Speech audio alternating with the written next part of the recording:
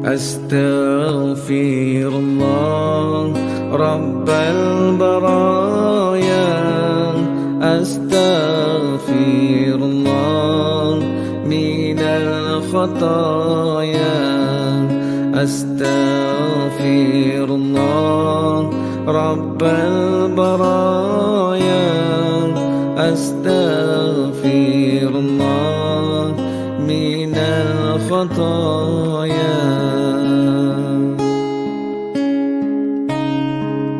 Rabbi zidni ilman nafi'an wa wafiqni amalan maqbulan wa wahabli rizqan wasi'an wa tub alaina taubatan nasuha wa tub alaina taubatan nasuha.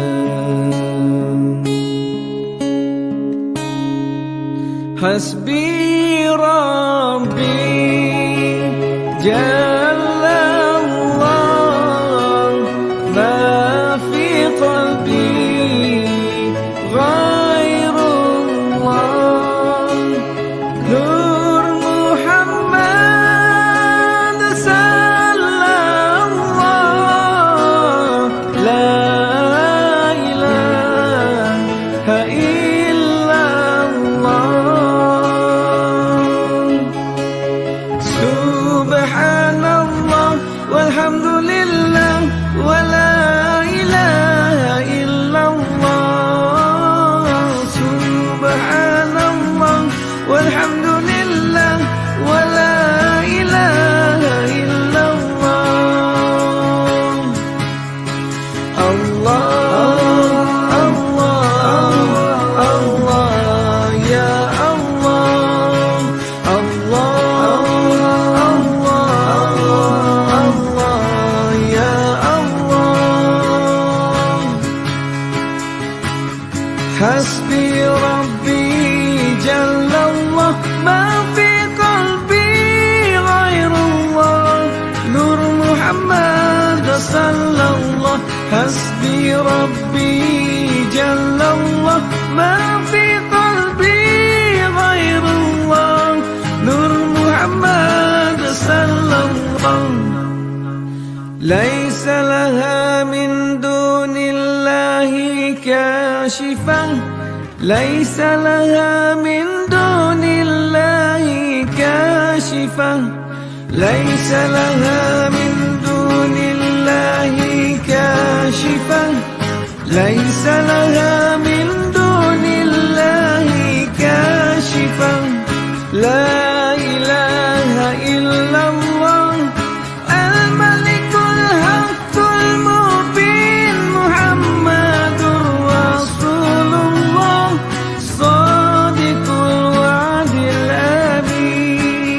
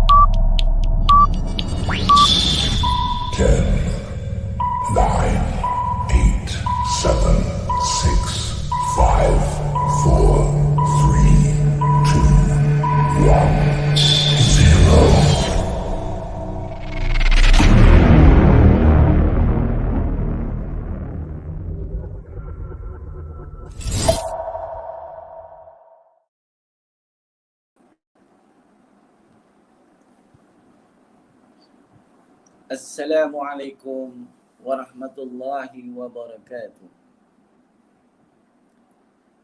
Bismillahirrahmanirrahim. Alhamdulillahi rabbil alamin. Hamdan katsiran thayyiban mubarakan fihi.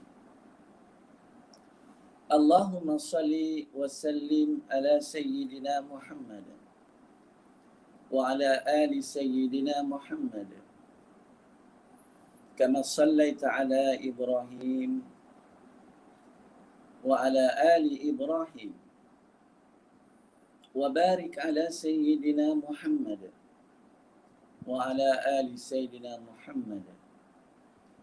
Kama barakta ala Ibrahim wa ala ali Ibrahim innaka Hamidum Majid. Rabbi shrah li sadri wa yassir li amri wahlul 'uqdatam min lisani yafqahu qawli. Subhanaka la ilma lana illa ma 'allamtana innaka antal alimul hakim. Wala hawla wala quwwata illa billahil aliyyil azim. Qala Allah Ta'ala fil Qur'anil Karim, ya ayyuhalladzina amanu taqullaha haqqa tuqatih wa la tamutunna illa wa antum muslimun. Sadaqallahul azim. Amma ba'd. Muslimin muslimat yang dirahmati Allah. Pertama dan buat selama-lama, marilah kita panjatkan rasa syukur kita ke hadirat Allah Subhanahu wa taala. Kerana dengan izin limpah kurnia dan inayah Allah Subhanahu wa taala, pada saat ini, pada ketika ini, seusai kita melaksanakan solat fardu maghrib, kita bertasbih, bertahmid, bertakbir, berdoa kepada Allah Subhanahu wa taala. Dengan izin Allah Subhanahu wa taala dipertemukan kita secara maya dalam tazkirah, pertemuan di antara saya bersama dengan tuan-tuan dan puan-puan untuk berkongsi ilmu pengetahuan, ilmu agama. Semoga dengannya Allah Subhanahu wa taala akan merahmati kehidupan kita di muka bumi Allah Subhanahu wa taala, dunia dan juga akhirat. Muslimin muslimat yang dirahmati Allah, bila kita menyebut berkenaan dengan ilmu, maka bertuahlah. Kerana pada saat dan ketika ini Allah temukan kita di alam maya ini, secara maya ini, beradanya kita di dalam majlis ilmu ini, bagaimana yang disebut oleh baginda Nabi Muhammad sallallahu alaihi wasallam. Suatu hadis yang diriwayatkan oleh Tirmizi daripada Abu Hurairah radhiyallahu anhu. Apa kata Abu Hurairah? Aku telah mendengar Rasulullah sallallahu alaihi wasallam telah bersabda, ala innad dunya mal'unatun. Ala innad dunya mal'unatun. Ingatlah, kata Nabi sallallahu alaihi wasallam.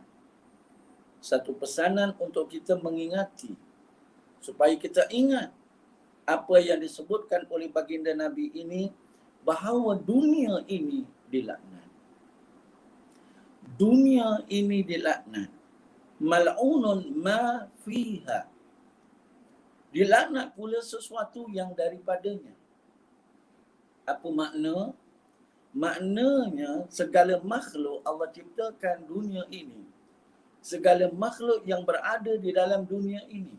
Tak kira jin, tak kira makhluk manusia yang diperintahkan oleh Allah Ta'ala, didatangkan di muka bumi ini untuk tunduk dan sujud pada Allah Subhanahu wa Ta'ala, maka disebut oleh baginda Nabi sallallahu alaihi wasallam bahawa dunia dan juga sesuatu daripadanya dilaknat. Maksudnya di sini, ianya jauh daripada rahmat Allah Subhanahu Wa Taala. Muslimin muslimat, apa gunanya kita hidup di muka bumi tapi jauh daripada rahmat Allah? Apa gunanya kehidupan kita? Tak kira apa pun pangkat kita, tak kira bagaimana kehidupan kita di muka bumi, tak kira bagaimana kedudukan kita di muka bumi ini, apa gunanya kalau kita jauh daripada rahmat Allah Subhanahu Wa Taala? Memetik daripada kitab Al-Azhar, tafsir Al-Azhar,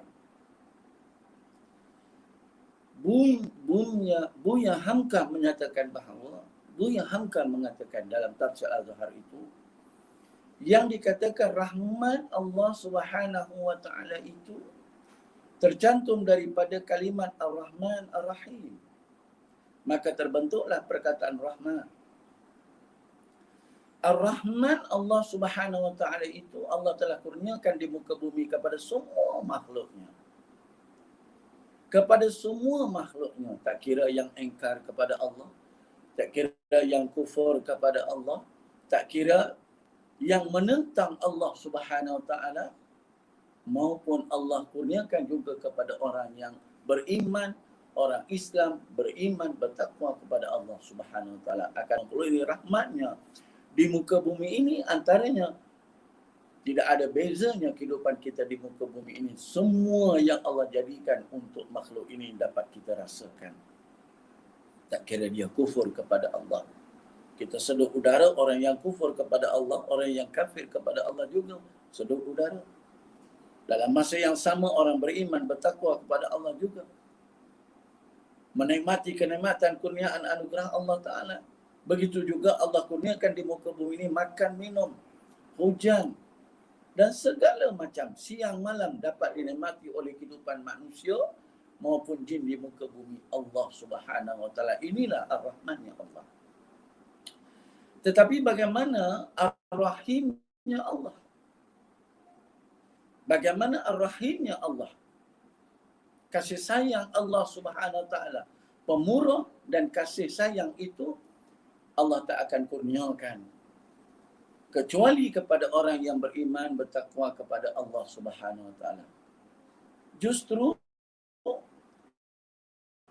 kata Nabi SAW daripada hadis yang daripada jauh daripada rahmat Allah dan juga apa yang ada padanya semua dilaknat pada Allah, daripada dilaknat oleh Allah Subhanahu Wa Taala, illa kata Nabi sallallahu alaihi wasallam, illa zikrullah, melainkan orang yang mengingati Allah. Muslimin muslimat yang dirahmati Allah. Pada hadis ini Nabi kata illa zikrullah wa ma wala, melainkan zikir kepada Allah Subhanahu Wa Taala dan apa-apa yang menyamainya. Mereka ini terkecuali daripada tidak memperolehi rahmat. Mereka akan dikurniakan kasih sayang Allah Ta'ala. Allah kasih di dunia, Allah kasih dia sampai ke hari akhirat. Sayangnya Allah Subhanahu Wa Taala orang yang mengingati Allah dalam keadaan kita susah, di muka bumi kita mengingati Allah, di muka bumi dalam keadaan kita senang, kita mengingati Allah Subhanahu Wa Taala. Makanya bila kita kembali kepada Allah Subhanahu Wa Taala, pada ketika itu Allah akan mengingati dan Allah akan kurniakan rahmat kasih sayangnya kepada orang yang hidup di muka bumi. Kepunyaan Allah Subhanahu Wa Taala ini sentiasa mengingati Allah. Banyak cara muslimin muslimat. Keutamaan dalam kita mengingati Allah Ta'ala ini, solat. Ini paling utama. Sebab soal solat juga akan dipersoalkan oleh Allah Subhanahu Wa Taala apabila kita bertemu dengan Allah Subhanahu Wa Taala. persoalan solat inilah yang paling utama yang akan ditanya oleh Allah Subhanahu wa taala. Muslimin muslimat. Jadi dalam kita mengingati Allah, kita ingat Allah Subhanahu wa taala dalam solat kita. Solat yang sebenar-benar solat. Nanti kita akan sambung lagi pada siri yang akan datang. Apakah tanda-tanda orang yang solat itu yang diterima oleh Allah Subhanahu wa taala? Saya akan panjangkan pada siri-siri yang akan datang. Tetapi pada pertemuan ini ingin saya menyatakan tentang hadis ini. Semua makhluk disebut oleh Nabi tadi. Dan dunia ini dilaknat jauh daripada rahmat Allah kecuali orang yang mengingati Allah.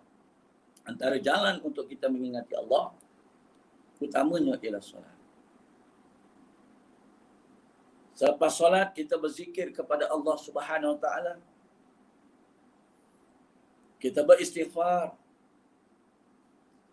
Kita juga bertasbih. Kita juga bertahmid. Kita juga bertakbir. Subhanallah walhamdulillah wala ilaha illallah wallahu akbar.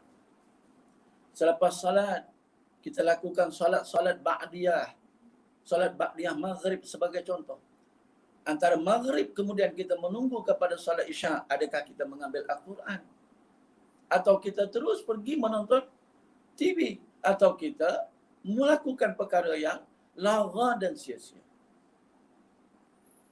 Atau sekadar kita berangan sambil membuat perkara-perkara yang lagha, apatah lagi melakukan perkara yang haram ditegah oleh Allah Subhanahu wa taala.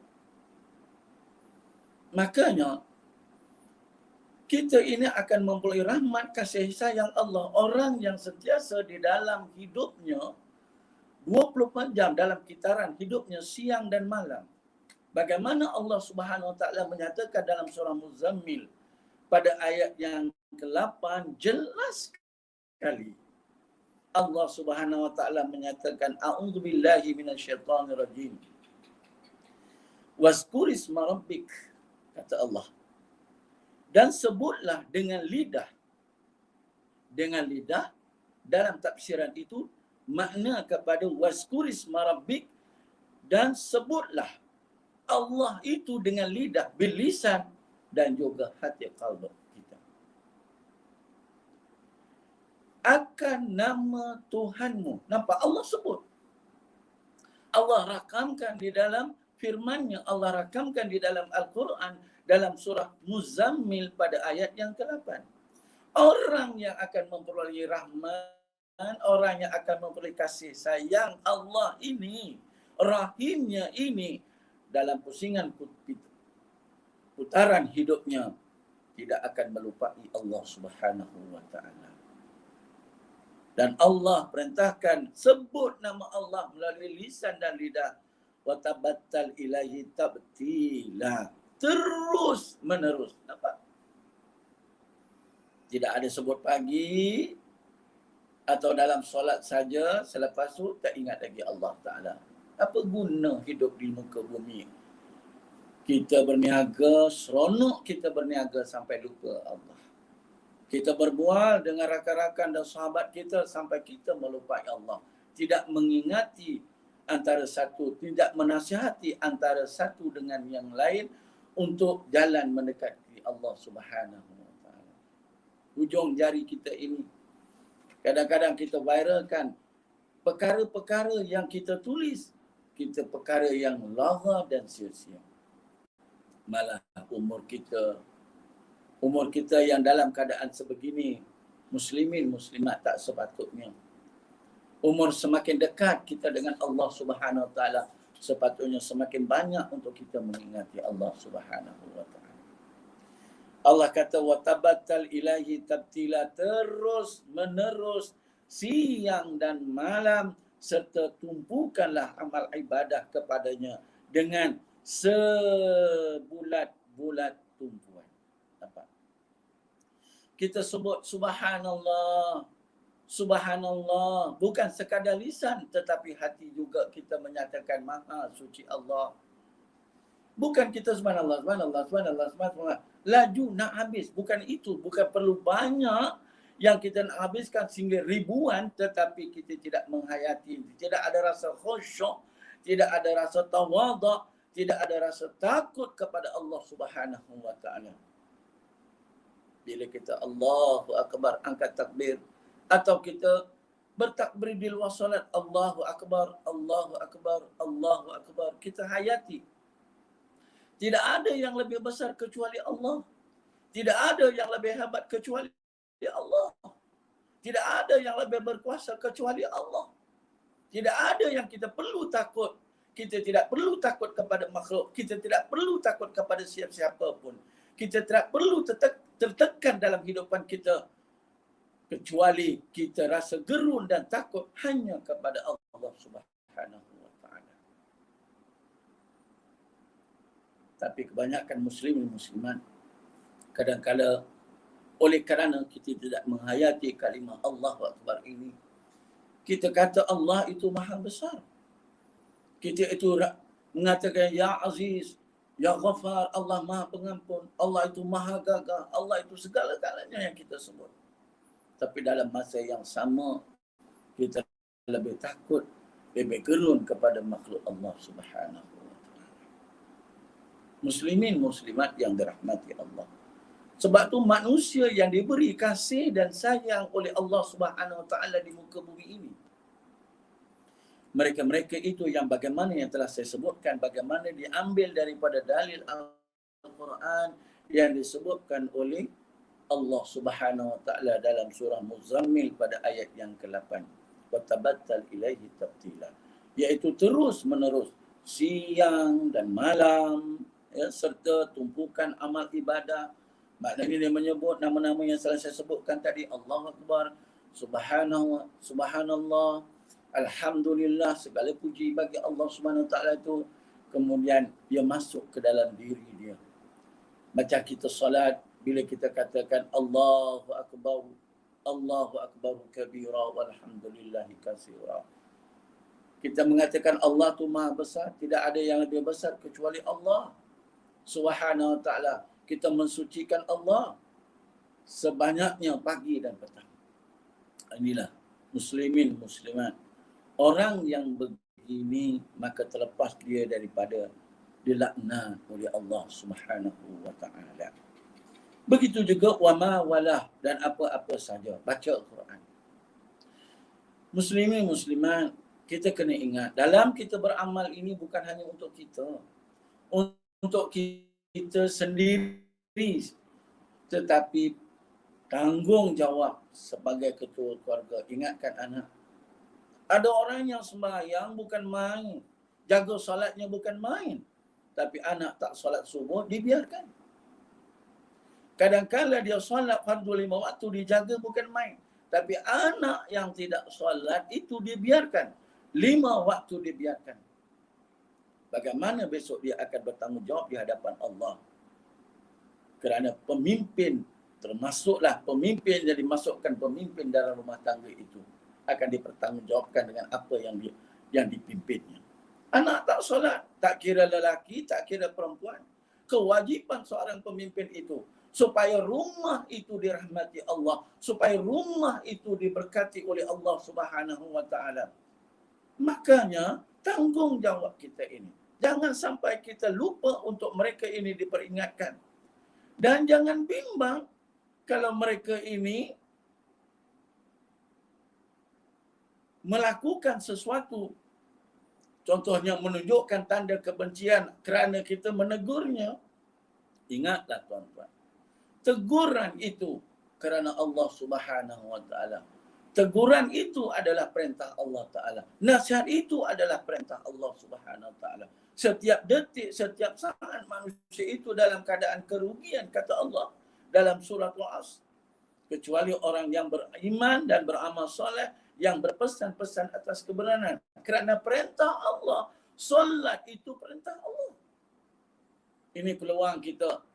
Tak boleh nak pergi masjid ataupun kerana kita belum cukup dos, injection, kerana SOP-nya begitu, Makanya peluang kita solat di rumah, bagaimana kita lihat? Nak solat, kita tengok anak lelaki kita. Kita lihat anak perempuan kita, kena lihat. Sudahkah mereka bersedia bagaimana seperti mana kita maupun isteri kita bersedia untuk melakukan solat. Sallu kama ra'aitumuni, solat bagaimana aku solat. Nabi SAW solat berjamaah. Diterima amal ibadah itu antaranya yang disebutkan bahawa mestilah benar dan ikhlas. Ikhlas itu kerana Allah, benar itu mengikut bagaimana ditunjukkan oleh baginda Nabi SAW. Nabi juga menyebutkan al-jama'atu rahmah, berjamaah itu adalah rahmat, kasih sayang Allah kurniakan kepada kita. Tetapi malam sebagian kita muslim dan muslimat, kita biarkan anak kita salat maghrib, kita salat isyak, selepas ini kita akan salat isyak. Bagaimana kita? Masih menonton TV? Masih berada di depan komputernya sambil main game dan sebagainya? Masuk waktu salat kita panggil mereka, mari nak, wahai anak kesayanganku, mari kita salat. Wahai isteriku, tinggalkan kerja kamu, mari kita tunaikan salat. Lakukan secara berjamaah. Suami, imam, isteri, makmum, anak lelaki atau anak lelaki yang boleh membaca dengan baik, silakan untuk dijadi imam. Kalau kita nak rumah tangga kita ini dirahmati oleh Allah Subhanahu wa taala. Selepas solat ni malam dianjurkan oleh baginda Nabi sallallahu alaihi wasallam sebelum tidur, kita sama-sama, bukan kita seorang, baca suratul Mulk daripada Al-Quran yang kita baca setiap malam, suratul Mulk yang mempunyai kebesaran, kehebatan, kelebihan bagi mereka yang beramal dengan suratul Mulk. Jangan kita seorang-seorang baca. Seingat saya, ketika para jemaah dibenarkan untuk solat, sekarang ini pun 1/4 daripada masjid dibenarkan untuk solat. Antara amalannya selepas solat isyak ialah membaca suratul Mulk. Menjadi budaya di dalam negeri Johor, semua masjid-masjid diarahkan untuk membaca suratul Mulk. Jangan kita baca di rumah, balik saja daripada masjid tadi, kita tanya, sudahkah kamu solat? Sudahkah anak lelaki kita menjadi imam kepada ibu dan juga adik perempuannya? Setelah selesai solat, adakah kamu telah membaca suratul Mulk? Kalau mereka belum, kita ajak mereka duduk di depan kita.